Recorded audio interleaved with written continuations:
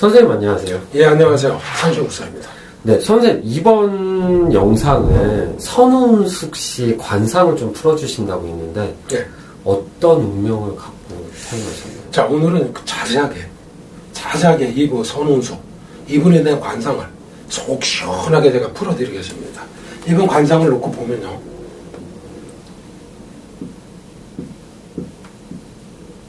이렇게 놓으면 이분 관상을 놓고 보면 눈썹 자체가요. 균형이 안 맞습니다. 사실은. 오른쪽이 약간 기울어졌습니다. 왼쪽이 올라가고.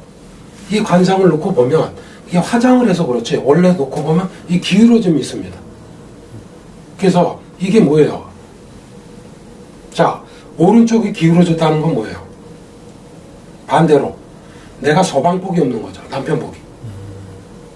그러니까 이 복이 없는 겁니다. 이 오른쪽이 여기가 오른쪽이죠.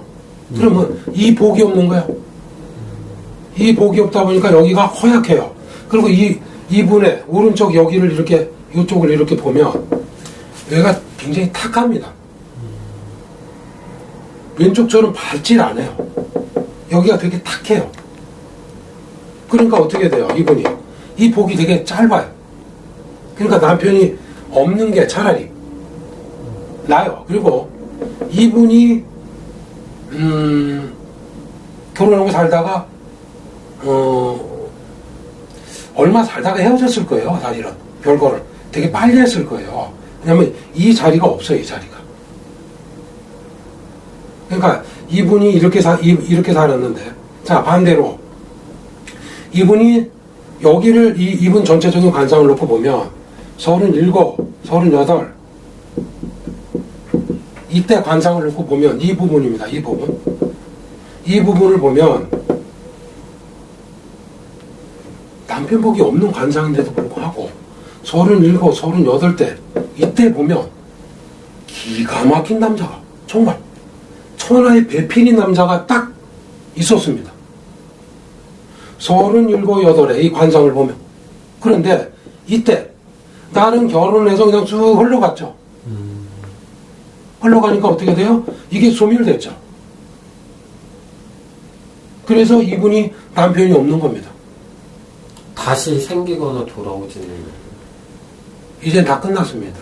그냥 이분은 연인만 있으면 됩니다. 뭐 남친이 이 정도. 같이 살면 역시 안 될 겁니다. 이분도. 자, 이분 입꼬리, 양쪽 입꼬리를 보면, 이렇게 보면 어떻게 보일까요? 약간 올라갔습니다. 이 꼬리가. 그러니까 내게 또 강해요. 내 주장도 강하고 남자가 들어오면 내 말을 잘 들어주는 게 차라리 낫습니다. 내가 하라는 대로 하는 게 더 낫습니다. 이 꼬리가 그렇습니다. 꼬리가. 그래서 이분은 남자하고 살아도 그렇고 눈꼬리도 보면 되게 내려와 있어요. 이렇게 양쪽 눈꼬리가 이렇게. 이 뜻은 뭘까요? 이것도 역시 이쪽을 보는 겁니다. 이쪽이 모든 게 내려와 있어요. 쳐져 있습니다. 그러니까 쉽게 말해서 이분한테는 이때가 최고의 남편이 들어오는 때일 겁니다. 그런데 이게 지나갔잖아요. 앞으로 이분한테 그런 건 없을 겁니다. 그러니까 이분은 뭐 남친이 뭐 이렇게 사는 건 좋습니다. 그러나 과욕을 부리고 내가 다시 살겠어. 똑같은 일이 반복을 할 겁니다. 그리고 이분 주변을 보면, 이 관상을 보면 주변에 똥파리가 되게 많아요. 그러니까 똥파리들을 되게 조심 많이 해야 될 장입니다. 그래서 이분은 차라리 내가 남친이를 만나고 그런 가볍게 넘어가는 게 가장 도움을 줄 겁니다. 안 그러면 또 똥파리가 낍니다.